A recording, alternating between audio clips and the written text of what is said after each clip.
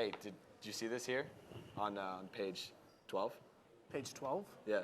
Is that line 325? Yeah, 325. 3 touchdowns, too. Nice.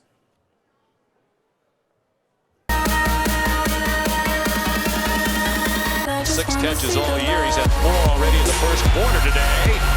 Here's Jafar Armstrong with great speed. Touchdown.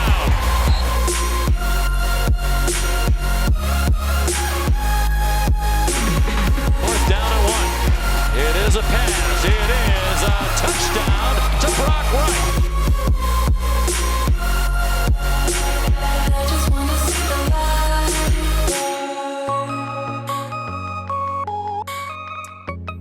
Welcome to the book. I mean Shamrock Sports. This is Shamrock Sports. No, it's the book club. It's the book club. It's the book club. Hey, welcome. Happy to have you along with us as we review Wake Forest and Notre Dame, and we get you set for Notre Dame and Stanford, the first top 10 matchup at Notre Dame Stadium since 2005. As hard as that is to believe, but that is what we have on our hands this Friday. Austin Rooney, John Horlander, Johnny Soper, thanks for being with us on this Friday afternoon. Notre Dame and Stanford. But I'll tell you what, the Irish looked like a whole new team last Saturday against Wake Forest. Looked pretty good. They did. Yeah. Well, Ian Book had an outstanding game, and that was the difference. We came in last week. We weren't sure how Ian Book was going to do, but boy, did he impress. 25 for 34, 325 yards, a couple of passing touchdowns. I don't think you can ask much more from a quarterback in his first start this season. Yeah, not bad. Yeah. And, you were a doubter. You were. We will do a full expose on Horlander's ill-advised comments later in the show from last week. But anyways, go ahead. No, I think that he was very poised. I think all the question marks that were surrounding Ian Book last year, his decision-making was questionable at times. How is he capable of throwing the deep ball? Is he capable of standing in the pocket and making a good throw under pressure? All of those questions he really did a good job of answering.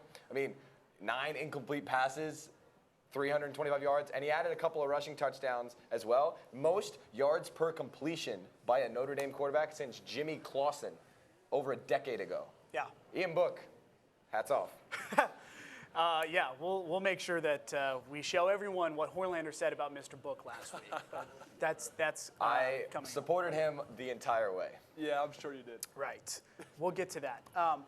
Speaking of last week, college football, it's funny because sometimes when it's a lull and there aren't any big-time matchups, it seems like the craziest things happen. And last week was no exception. Caroline Pineda has the recap of last week in college football. I'm Caroline Pineda, and here's what happened in college football this week.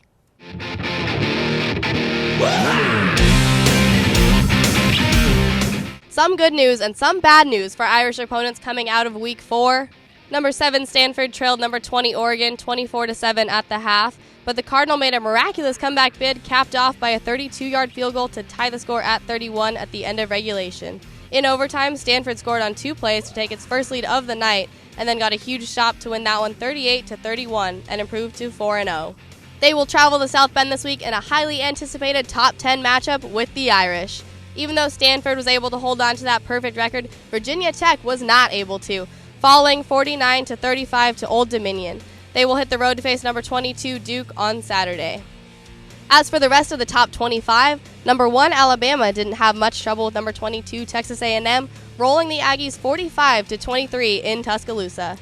Texas jumped into the rankings this week after upsetting another ranked opponent. First, it was number 22 USC, and this past week, the Longhorns handed number 17 TCU its second straight loss, 31-16. Number 5 Oklahoma was on upset alert against Army, but the Sooners escaped with a 28-21 overtime win. They still dropped 1 spot to number 6 as LSU moved up to number 5. Michigan is back up to number 14 after obliterating Nebraska 56-10. They are on the road at Northwestern this week. Notre Dame Stanford isn't the only top 10 matchup of Week 5. Number 4 Ohio State and number 9 Penn State will also meet in another battle of the unbeatens on Saturday night. That's what happened in college football this week. I'm Caroline Pineda. Let's get back to talking about the Irish. All right, thanks, Caroline. Wow, what a game against Wake Forest, 56-27. And we'll get to the defense in a second, and maybe you have some thoughts on the 27 points against Wake. But the offense just looked completely different if I don't throw my pen. They exploded on Saturday, and what they did on Saturday was what Notre Dame usually doesn't do to inferior opponents. They blew them out. It Wasn't close. lives. The offense lives. It does. It's the offense real. does live. It does. And Notre Dame threw a lot more passes this past week than they normally do. When Brandon Wimbush is the quarterback, what we expected. It is. Right? It is. But normally when Brandon Wimbush is the quarterback, you'll see Notre Dame throw maybe 20 passes in a game. But instead, this week, 34 passing attempts from Ian Book, and he collected 325 yards. You mentioned last time you were saying it was an impressive performance when Wimbush had 297 yards, 3 picks, no touchdowns. Well, Book, 325 yards, 2 touchdowns, no picks. You're a big stats guy, aren't you, Austin? I am a stats guy. He's just like a numbers nerd. He sits there in he's got his abacus down there in his basement in Soren Hall, and he's just flipping through there. I'm no longer in the basement. I'm no longer in the He's basement. forgotten more stats about college football than I will ever know. Yeah. And for that, we thank you. But Yes. no, the offense looked really good. It looked efficient. It was fluid. You know, Ian Book looked like a leader. And that was the biggest question mark for me going into it was how would Ian Book look under center in the shotgun? Would the team rally around him? And they really did. He found 10 different receivers on the day. 6 of them averaged at least 10 yards a catch. 7 for 7 in the red zone. All of them touchdowns. What a masterful performance. You really couldn't have asked much more from your tenured starting quarterback, let alone a second game starter. And I thought that it was Sean McDonough on the ABC broadcast said this. It was like the easy plays, the quick little 5-yard slants and the outs and the 5 to 10 to 15-yard intermediate passes that were automatic on Saturday that haven't been the case for Notre Dame in the last 10, 12 games. It's true. Brandon Wimbush has had trouble hitting those short routes, and Ian Book found them time and time again. Yeah. But one thing I'd also like to mention is that, of course, Brandon Wimbush has the advantage with the feet. He's able to scramble quite effectively, but Ian Book looked very good. He had 10 carries, 3 rushing touchdowns, 43 yards on the ground. I thought he looked good from a mobile perspective. There's no question that he did a good job of running the football, but I still don't think you can make the argument that he offers more on the ground than Wimbush No, does. he doesn't. I don't He think doesn't. that He doesn't. Ian Book is a dual threat quarterback. I think that he's a phenomenal passer who can stand in the pocket, make some plays, and make plays with his feet when he's flushed out. I think you saw him, those 3 rushing touchdowns, none of them were, big breakout plays where he beat people with his speed, He did a great job of escaping pressure, getting the yards that he needed to, getting into the end zone 3 times. Great stuff. But I still think that Wimbush offers more on the ground, and that is why he started against Michigan. Because against a defensive line like Michigan that's going to come after you and come after you fast, you need a quarterback that's quick, thinks quick, and can get out of the pocket and make plays with his feet. I don't know if Book does that, and I don't know if we beat Michigan if we've got Book under center. However, I think it's the exact same story with Wake Forest, a team that you have to expose them in the passing game. Right. And you got Wimbush under center. I just don't know if the game goes the same way. So I think there's a great tactical job by Brian Kelly to pick the right quarterback for the right situation. Maybe, I would knock on wood, it's a little early, but maybe we might see a 2-quarterback system finally start to work the way it's supposed to. I think that's a big thing is that Brian Kelly had the guts to make this decision without Notre Dame having lost a game under Brandon Wimbush as the starter this season. That is something that I think is underrated because this guy gets paid millions of dollars to make big decisions like this, and we really saw that for the first time in his Notre Dame tenure on Saturday. And it was a great decision. Again, you're looking like you're playing a team that does not have a very good passing defense in Wake Forest. They ranked, I believe it was 120th out of 129 teams in FBS. So that was a big move for Brian Kelly to make, and it paid off in spades.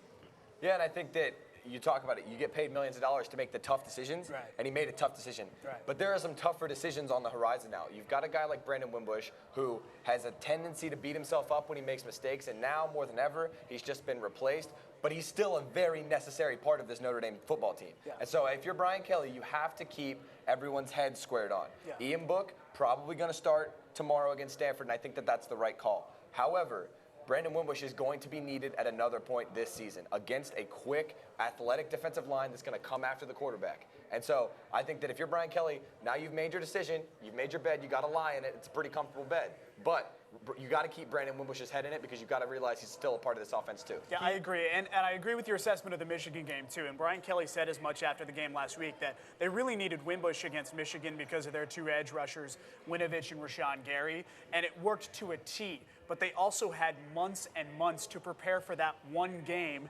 And he mentioned that Wimbush really got the playbook and the first 3-4 series on offense. They practiced it so many times that it was almost automatic when they got on the field against Michigan, but it was those second half adjustments and those in-game decisions and adjustments that Wimbush didn't necessarily have the best success at.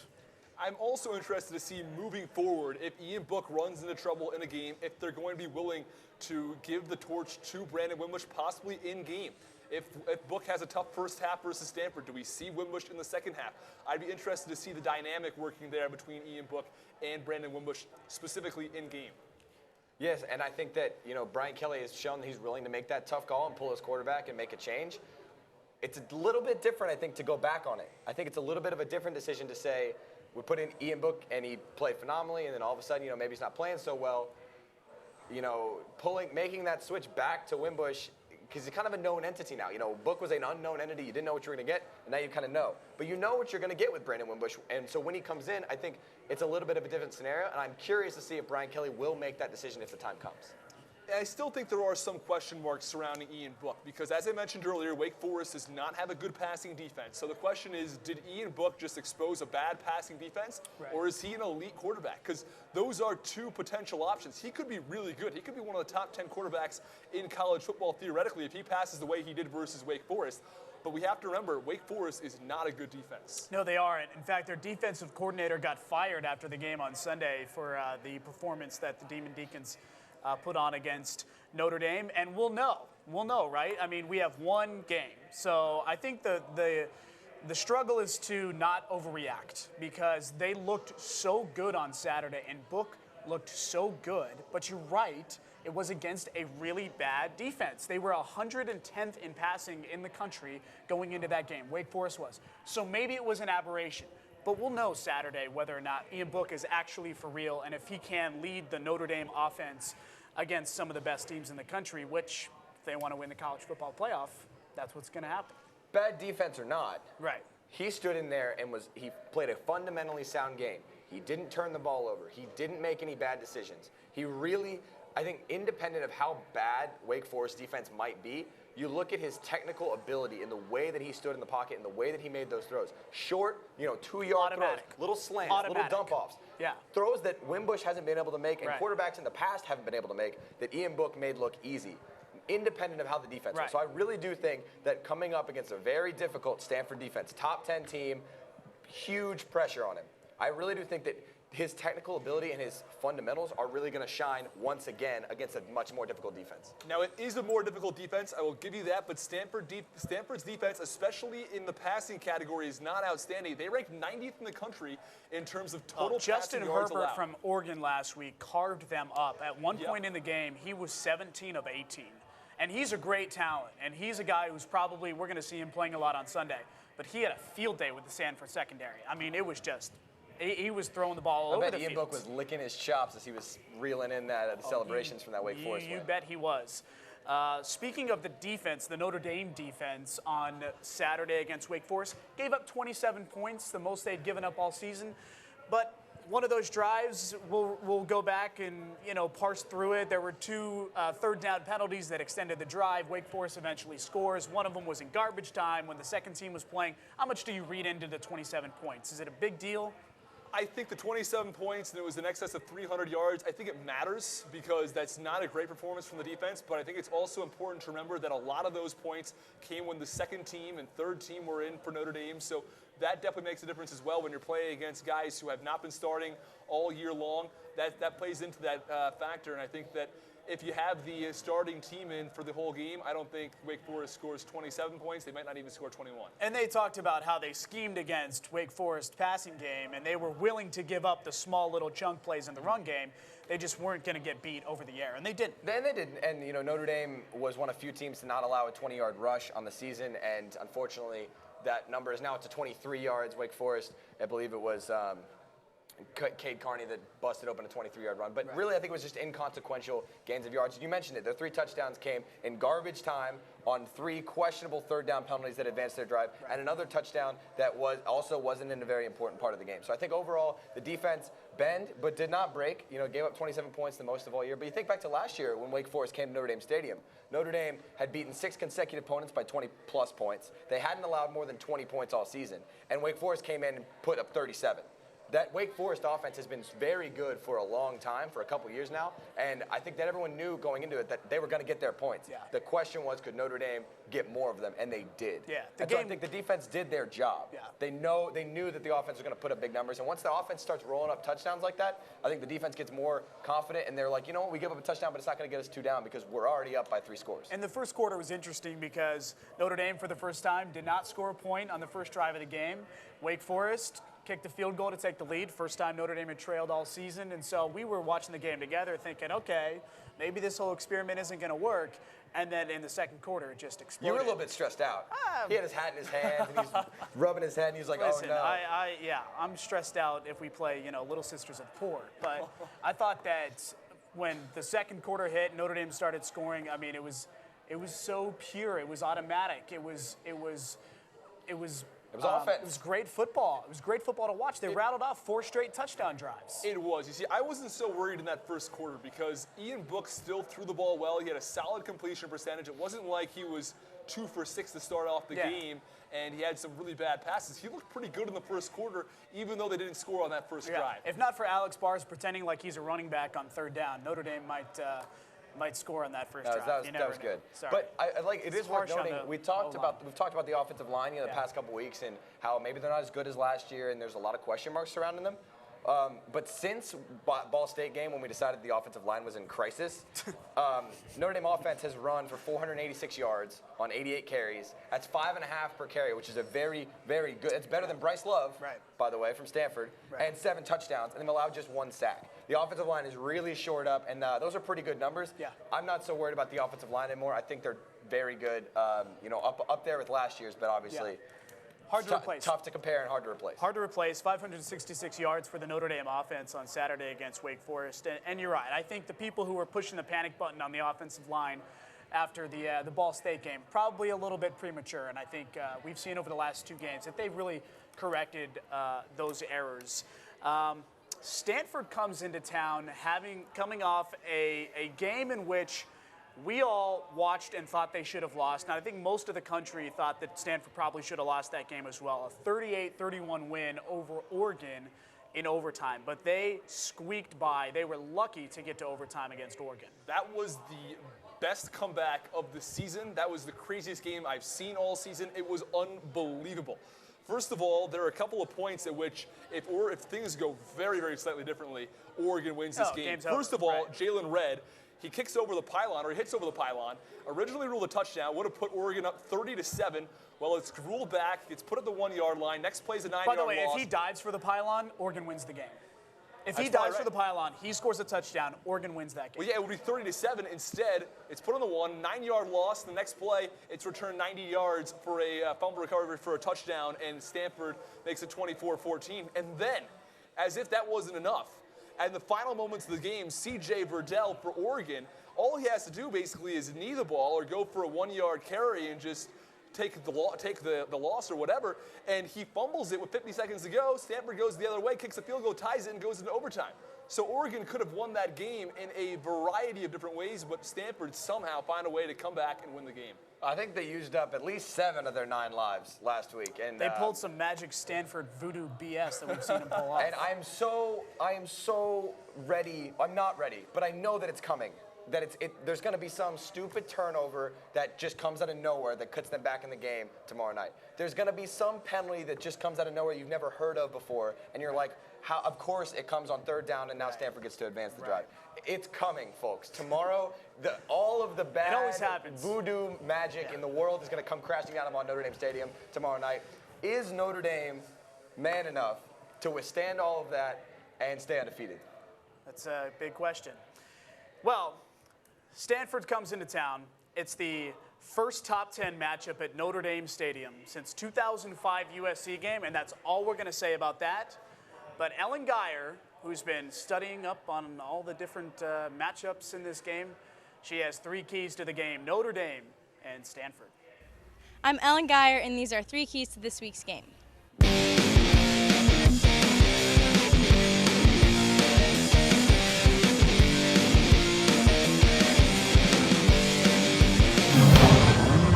1.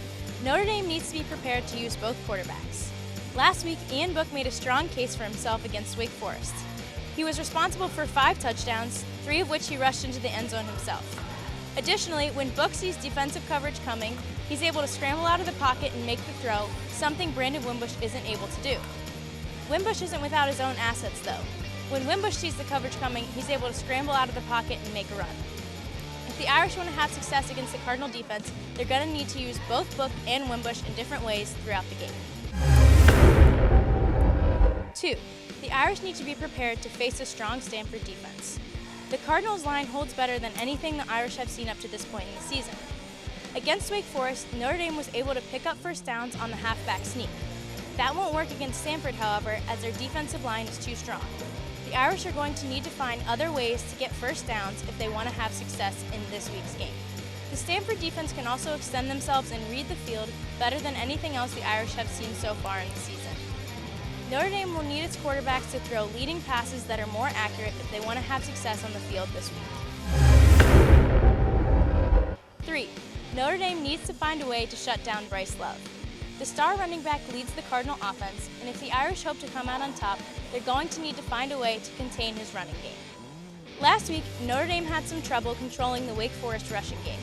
This week, their defense is going to need to play higher and tighter if they want to limit the impact Bryce Love has for the Stanford offense. I'm Ellen Geyer, and that's 3 keys to this week's game. Go Irish, beat Cardinal. All right, Ellen, thanks so much. Well, here we are, Notre Dame and Stanford. And before we get to this matchup, we have some business to take care of. Okay. I don't know if we have any business to take care of. Last week, I think we do. We prognosticate. Okay, that's what we do.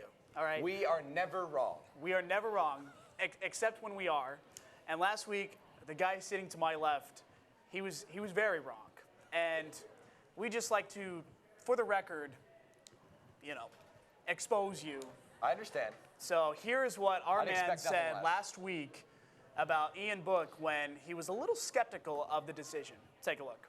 I think that unless Book puts up video game numbers and like 5 touchdowns and something like astronomically, He's capable of doing it. if Book can put up those kind of numbers, We've if he puts seen- up some sort of indisputably phenomenal performance, then I think you can have the conversation of him starting against Stanford. But I do not think that an inexperienced 2-start quarterback should be put out there against a top 7 Stanford team in his first home start. I would be baffled, and I will eat my words if it happens and he performs well and whatever. But You'd be baffled. Baffled. There you sat with your yellow highlighter, pointing, yelling, screaming. Baffled. Video game numbers. 2-star quarterback. I mean, if those aren't 3-star, by the way. If those aren't video game numbers, I don't know what is. Let's see. 75% completion, 325 yards, 2 passing touchdowns, 3 more on the ground. I said 5 touchdowns, and he gave me 5 touchdowns. I will join. You're like LeVar Ball. You spoke it into existence. Never lost. How many is he going to score this week? I'm gonna go with 4. I think it's another 4, and I Okay. think Jafar Armstrong adds 2 more on the ground. I think the offense is back and ready to go. Yeah. I mean, we talked about it. They're not a very good passing defense, and I think that Ian Book's gonna expose that. I think that Notre Dame's offensive line will be able to get enough of a push to really get the running game going. Yeah. And I think that the offense is really gonna explode. Yeah, that's a fair point because when you looked at Stanford's defense last week, didn't look like anything special. And as you mentioned earlier, Book might have a field day with him. He might. I'm still not completely sold on Book, as I was mentioning earlier. And this is an important game because this is a top 10 matchup. You mentioned the first one here. Wait. You're still not sold on Book? I'm not Over Wimbush, you mean? I'm still not sold on Book entirely by himself, and then compared to Wimbush as well, because Wimbush has the experience. Wimbush played all of last year, and now we have a big game, a top 10 matchup, the first time at Notre Dame in more than 10 years, as you mentioned. And then again, do you want to go with the guy who's got the experience, or do you go with the guy who has played very, very well? But you're acting like, the guy's never seen the field in his life. He did lead Notre Dame to a bowl win over LSU. Came in a crucial spot. He did, but Wimbush, tough spot, and he got that win. But Wimbush does have significantly more experience. He has more experience playing in high pressure situations. Not good experience. High pressure, Notre Dame at Miami. High pressure, Notre Dame at Stanford. Well, Book did struggle versus Miami as well. So, I mean, I don't think that I wouldn't count Wimbush out completely for this game because I do think that the experience means something. And if Book struggles out the gate, I would not be surprised to see Wimbush in the second half. I would be surprised because I don't think Brian Kelly's going to make the same mistake that he has in the past, especially when he tried to navigate the Kaiser-Zaire situation, and he totally botched that. He pulled, it was actually the Stanford game in 2016 when he pulled Kaiser and put in Zaire for a series, and then he put Kaiser back in. It was puzzling. I don't think we see that again because we saw how that worked, and that season ended up going 4-8. Well, it was not a good season, that's for sure. I thought we had a rule on Shamrock Sports that we never talk about that season ever Yes. again.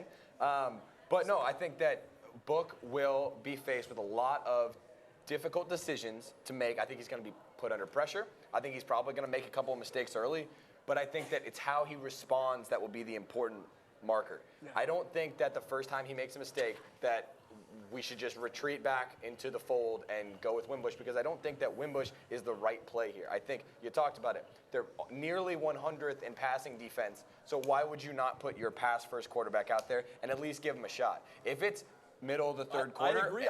I said give him a shot, but if he struggles, I'm not opposed to seeing Wimbush. But I think that his leash is very long. I think that it is anything short of a 2-minute drill late in the game. Like, what would have to happen for you to see Wimbush go into the game? I would say a completion percentage of around 45% in the first half. Not going to happen. What's not going to happen? The 45%? Yeah. If you want to see a completion percentage of 45%, start Brandon Wimbush. Wow. Wow, okay. Hey, I am numbers saying don't lie. If Ian Book struggles out the gate, and 45% would be struggling out the gate. Oh, yeah, that'd be really bad. Then I would not be surprised if we saw Wimbush in the second half. Okay, not going to happen. But anyways, let's talk a little bit about how Dexter Williams changes the offense for Notre Dame. This is his first game back coming off the suspension. How much does this mean for Notre Dame's offense? First of all, how much are they going to use him, and how much can it really contribute? I am very curious to see how much they will use him, because I think the rushing game has been very solid. You've got a guy like Tony Jones, who's a real hard-nosed, just pounded down your throat kind of running back, who has that burst of speed to get around the outside. He's got a couple of touchdowns this year. And then you've got that shifty back in Jafar Armstrong, who maybe won't pull off these Josh Adams 70-yard, horse race type touchdowns, but he'll make a few guys miss, and he's really, really quick with his feet. I think that Dexter Williams adds that third dynamic of blistering speed. I think that Dexter Williams is the fastest running back that Notre Dame has on their roster, and I think that the biggest significance that his return has is it's the end of the Avery Davis experiment. Right. I think that Avery Davis will really kind of retreat. He'll maybe turn into a slot receiver, maybe go back to backup quarterback, maybe just be an injury reserve running back. But I'm not really sure if Avery Davis will, be getting a lot of touches. I think that it's going to be a lot of Dexter Williams and a lot of Jafar Armstrong, with Tony Jones mixing it up on third down when you need those short yards. Yeah, they've talked about all week how excited they are to get Dex back. Coach Kelly has said he's going to add a lot to the offense. It's just a matter of how much they want to ease him into the game, really. But what do you think is going to happen? Well, I'm assuming that Dexter Williams has been going at full speed throughout these last 4 weeks, especially in practices, and I would guess that he is up to 100% in terms of his abilities to go out on long runs and have that endurance. So I think he'll be totally fine. I expect him to be either the number 1 or number 2 running back coming up. It will be interesting to see how that all shapes up. Bryce Love didn't have a great game against Notre Dame last year, but he hasn't had a great season this year. Maybe this is the game he breaks out. But Notre Dame's defense is a lot better this year than they were last year. So I think if Notre Dame commits to stopping the love and the run, then the Irish win tomorrow night. But as far as predictions go, me, I don't usually make a prediction because I'm supposed to be the neutral host, although I just tipped my hand a little bit with my Wimbush editorials. But let's get a prediction from you, Mr. Rooney. I bet 31-24 Notre Dame. I think that Stanford does an okay job on the run with Bryce Love, of course. I think they've got a good quarterback in KJ Costello, but I think ultimately Notre Dame's defense is good enough, and that Ian Book's going to play pretty well, put up maybe 3 touchdowns. Notre Dame's 5.5-point favorite. I'm going to go with 42-24. Wow. Notre Dame, big offensive game. I think it's very similar to USC last year. Huge offensive explosion. I look for Ian Book to really shine. More than a 45% completion percentage. I think that we hold Bryce Love to under 60 yards of rushing. First top 10 matchup in Notre Dame Stadium since 2005, Saturday night at 7:30 on NBC. Enjoy the game. Thanks for watching Shamrock Sports. All night,